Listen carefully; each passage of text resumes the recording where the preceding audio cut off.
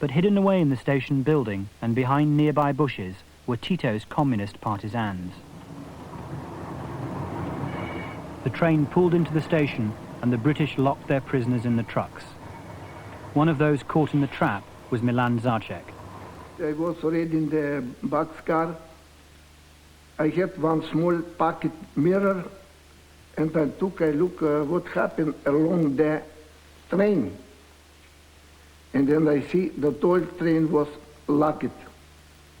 And when the old car locked, then moved this officer from the train, and that time coming out from the building and from the wood area, Tito partisan.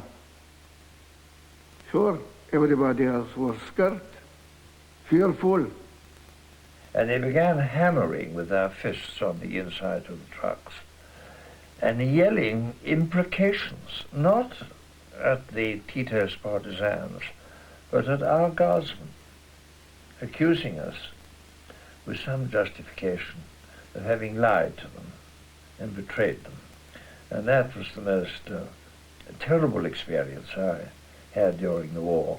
And it occurred not just once, but twice a day for 10 days, until they'd all gone. Despite the presence of Tito's partisans on board the train, some of those handed over by the British still couldn't believe they had been deceived. They knew that a few miles on down the line were a set of points. To the left was Italy. Straight ahead was Yugoslavia. The points changed as the train neared the border.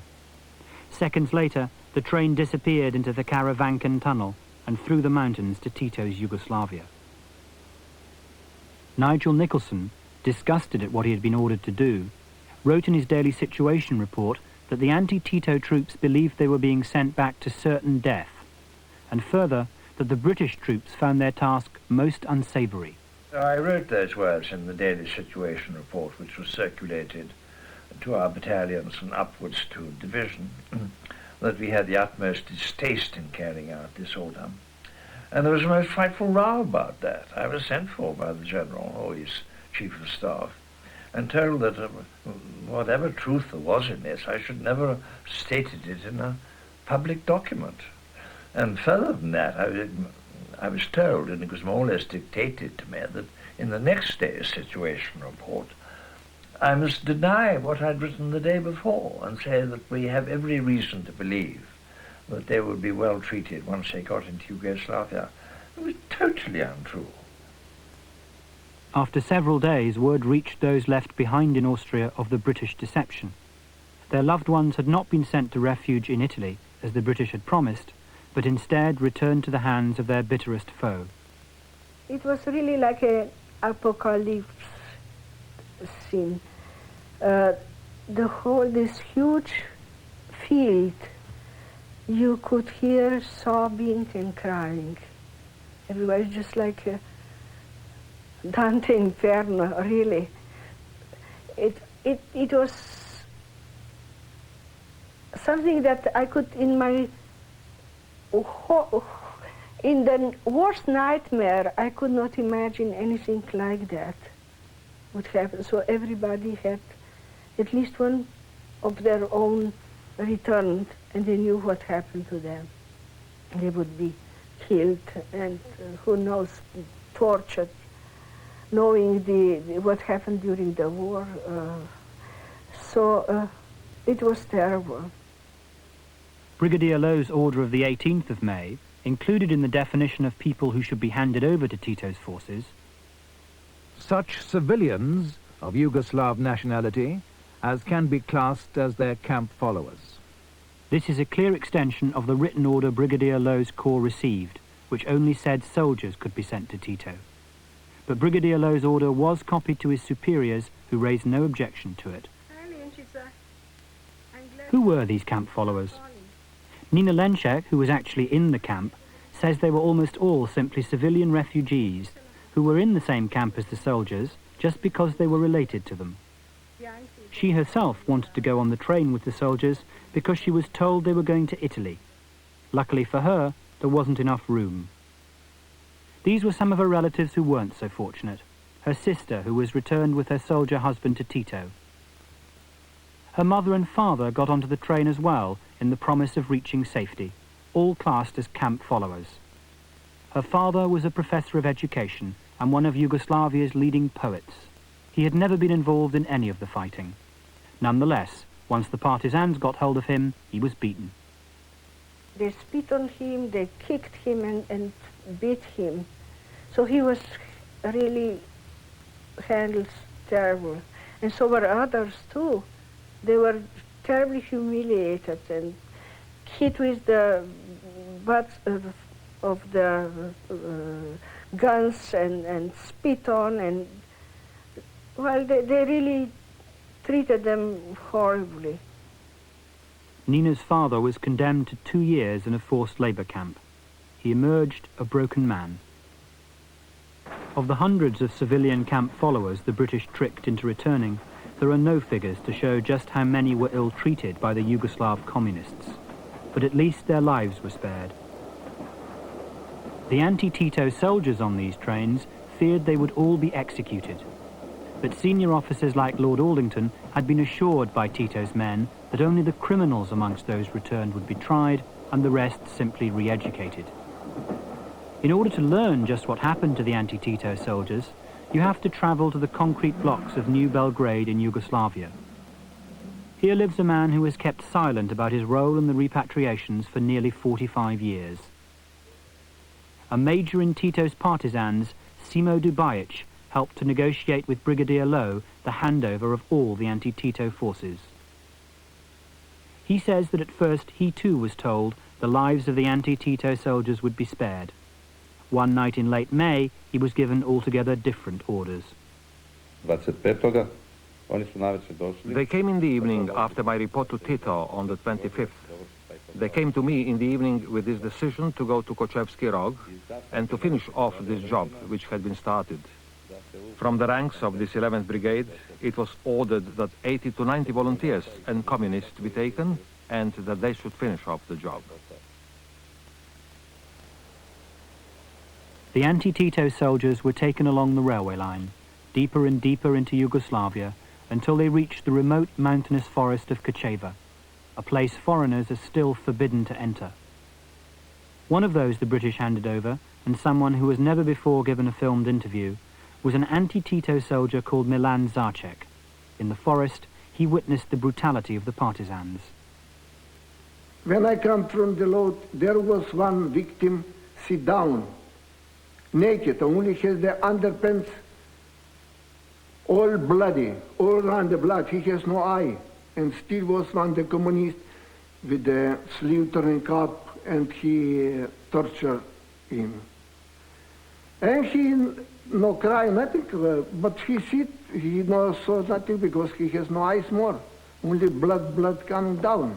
At that time, I was an indoctrinated communist, and I thought I was not acting towards humans, that it was not going to be a killing of people, but it would be liberating from certain things, because I was not envisaging these people as humans, but as an enemy and objects which should be destroyed. So I was then maybe even happy to have to accomplish the task, happy that it fell upon me to do it. Milan and his comrades were made to strip, and then, their hands wired together, were forced along this path further into the forest. Ahead of them they heard explosions and gunshots. They were made to run up the path to the brow of the hill where the executioners waited. Beyond was a deep pit. Milan did not wait to be shot, but dived head first into the mass grave. And I fall in on the naked people, all tied with the hand back, crying, moaning, and I fell and I thought that I am dead.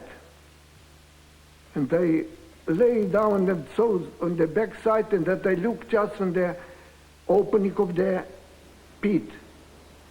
And I see they fell next one, other one, every minute. I start calling from the partisan type, please kill me from the top. Because I see I am alive and looking these dying people and this terrible thing what happened. Milan spent that night and the next in the pit, surrounded by the naked bodies of his comrades. He was cold, hungry, and terrified. On the third day, one of the handful still alive revealed he had managed to hide a small pocket knife from the partisans. And he said, we have to eat. And I tell true. I cut him and give him the piece of the flesh, human flesh. And he ate. I give him 2-3 pieces, he ate. And then I put 2 and I ate 1 piece, but I can't no go down. I have no saliva. From this spot, the executioners stood looking down into the pit. Hearing groans, they realized a few of their victims must still be alive. They reported this fact to the commander of the massacre, Od.зб, who had spent the past days drunk in the town of Kocheva at the foot of the forest. He thought of a solution to the problem. Of course, it is I who gave the order to throw dynamite into the pit. But I do not discount the possibility that it was even my idea, because I had an experience in 1941 of 3 soldiers who had managed to run away from another pit in my area. And since I had such an experience that people can in the end come out of a pit, I do not exclude the possibility that I said that all these possible witnesses should be destroyed.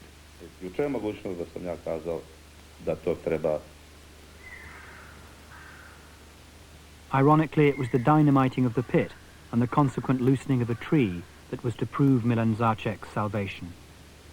And then I climbed by the dead tree, out, up, and coming up. No was outside, no was guard.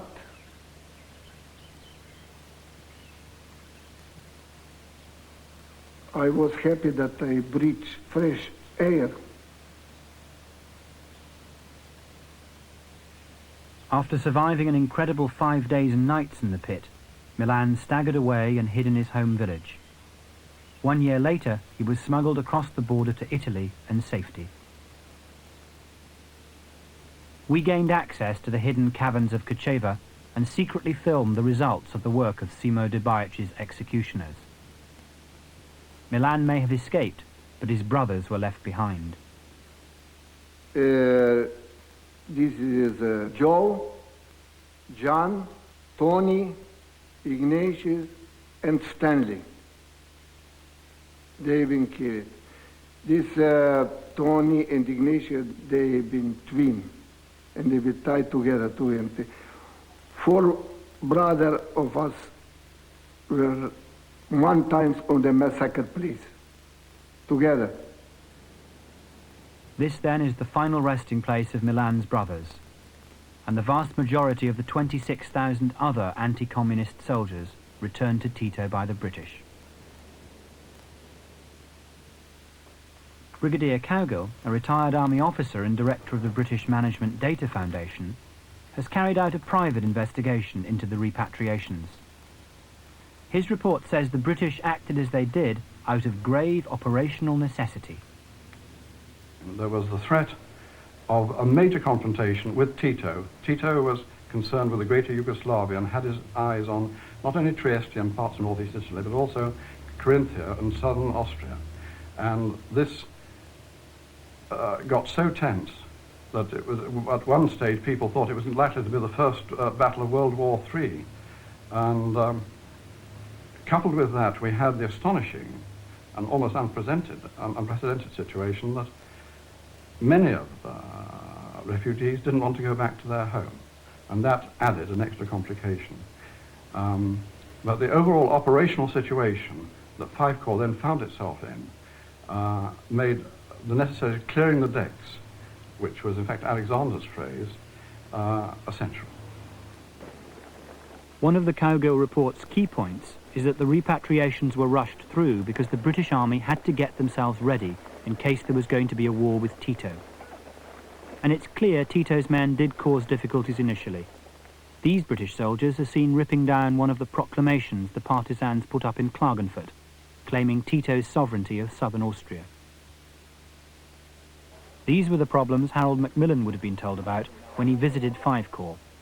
So how much influence did Macmillan then have on the decisions taken at Field Marshal Alexander's headquarters? After his reporting, I think he had very, very little influence, because it was, first and foremost, a military decision, not a political decision. The order from Alexander was quite clearly a military expedient, because we were being threatened by the Yugoslavs very menacingly, as it seemed at the time. And I think his view was that whatever we can do, we must do to prevent a collision with Tito. General Robertson, Field Marshal Alexander's deputy, now emerges as a crucial figure, since he was the one that signed the vital order which authorized the sending back of the Russians and Yugoslavs. Alexander Kirk, an American political advisor, protested about the decision to return the Yugoslav anti-Tito forces against Allied policy, and records that General Robertson said to him, "He was faced with a grave administrative problem with hundreds of thousands of German prisoners of war on his hands, and could not bother at this time about who might or might not be turned over to the Russians and partisans to be shot." The need to get rid of the Russians and Yugoslav anti-Tito forces quickly is said to have been caused by the threat of war with Tito. But 10 days before the violence at the Cossack camp, Tito's troops had retreated out of southern Austria, though they were still claiming part of Italy. And this friendly football match was played between a team from British Five Corps and Tito's partisan soldiers nearly a week before the British forcibly repatriated many of the Cossacks. So no matter what senior officers might have thought about the continued threat from Tito, for the troops on the ground in southern Austria, the atmosphere had become more relaxed. In any case, how big was the military threat posed by Tito? I have to say I think that's exaggerated. I don't think they had the possible capacity. They might have waged some guerrilla warfare. And there was talk of that, but I don't think anybody who knew the partisans very well could have shared that. I mean, they simply hadn't got the weapons or any of the means of warfare, except guerrilla warfare. That would have been tiresome, but it wouldn't have been disastrous. Even if the failure to follow Allied policy was caused by the perceived threat from Tito, that still does not explain the way the British Army treated some of those they held. The 1,000 German members of the Cossack Cavalry Corps should never have been handed over under the Yalta Agreement. And it would have been easy to have spared them, for as Germans they had been screened in the sense they were held in separate camps from the rest of the Cossacks. Nonetheless, British forces still gave these Germans over to Stalin. We trusted them all. We said we escaped from the Yugoslavian army, which were bandits, of course. We escaped in full formation and with all our weapons to the English army, and when we reached them, we throw away our weapons and said, now we are in hands of a civilization army. And this was our wrong idea, at least. And what of the Yugoslav camp followers included in Brigadier Lowe's order? The Kauga report does not examine the correctness of their inclusion. Despite the fact these civilians were not told where they were going, Brigadier Lowe, now Lord Aldington, said at the libel trial that he felt he had probably allowed them to accompany their menfolk out of compassion. How could they say it is act of compassion when they handed these poor, unexpected people in the hands of their worst enemies? Many distinguished British officers, including Sir Charles Villiers, remain convinced that during this period the army did nothing to be ashamed of. I think within what we knew at the time, we did what we felt we had to do, and no alternative occurred to me. That is really the long and the short of my experience. I mean, it's never, in the last 45 years, troubled me at all of what we did at that time. I thought the British Army behaved extraordinarily well. Not sure that many other armies would have behaved so well. From a survivor of the Holocaust, a different perspective. At least I didn't have bayonets at my back in Auschwitz. I had a lot of pain and torment and punishment. But to see and to witness people actually being shot at and bayoneted, it was just sheer bestiality. The latest person to count the cost of the repatriations lives, for the moment, here. No, thank you. Nikolai Tolstoy, the man who helped to bring the story of the repatriations to public attention, is bankrupt. His reputation as a fair and objective historian is under grave attack. Both the trial and the Kaugo report reveal deep flaws in his analysis of the repatriations. Does he not regret the problems he has caused himself? I feel immense regret in that respect, especially for the trouble I brought on my family, and of course to a lesser extent what I brought on myself. And it'll be disastrous for me personally. But first of all, whatever happens to me can't possibly compare to what was inflicted on the unhappy victims in 1945. And if somebody doesn't stand up and try to fight for, not that I'm not saying what I say is the truth, but fight for the truth to be investigated and recognized, and that's what I want. If nobody will do it, well then these terrible events will be repeated again. Nikolai Tolstoy's pamphlet attacking Lord Aldington was thoroughly discredited at the trial. Much of it was found to be based on the wrong date on which Lord Aldington left southern Austria. So the jury emphatically decreed that Lord Aldington is not a war criminal. But that does not excuse all the actions of the British Army during those weeks in spring 1945, actions marked by deception and brutality. That the British people have something to apologise about seems to have been tacitly admitted by the government. This memorial, opposite the Victoria and Albert Museum in London, was unveiled in 1986 to commemorate the suffering of innocent people in the repatriations. And it's a suffering still felt to this day. And my life just ruined, that's all. Now, after 45 years, my memories are back. I'm looking of this place, looking the Liens, looking every place what's happening, you know. But I'm happy from one side, sad but happy. After 45 years, I come back to see the places what is tragedy happened. Спаси, помилуй, сохрани нас, Боже, Твоею благодатью. Если вот совершенно свято, мирный, безгрешный, у Господа просим. In southern Austria in May and June 1945, British soldiers were acting under enormous pressures. But there is still no escape from the fact that during this same period, around 30,000 people were handed over to their enemies against Allied policy.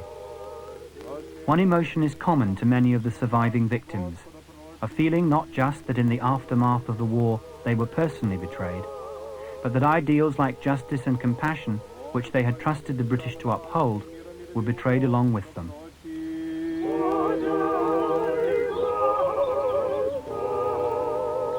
Время живота нашего, мире покаяний скончать, и у Господа просим.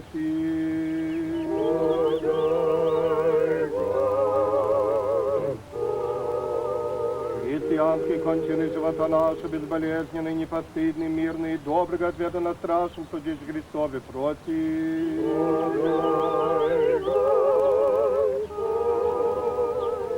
Соединение веры и причастия, Святого Духа, и спросивши сами себе и друг друга, и весь живот наш Христу Богу предадим.